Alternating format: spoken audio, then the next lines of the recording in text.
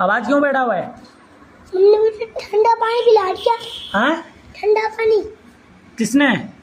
Mummy ने ठंडा पानी पिला दिया। तो क्या हुआ था ठंडा पानी से? ठंडे पानी से आवाज बैठ गई।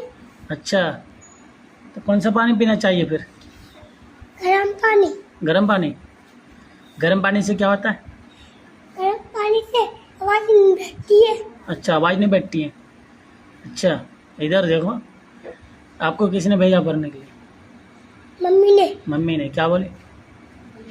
मम्मी ने कहा खाली चीज खा लो लेकिन ठंडा पानी नहीं पियो। ठंडे पानी से आवाज बैठती है। आवाज। अच्छा, तो तुम्हारी आवाज़ बैठ गई है? हाँ, तो आप मत पीना ठंडा पानी, ठीक है? इधर तो देखो, अलिफ भाई याद है? सुनाओ।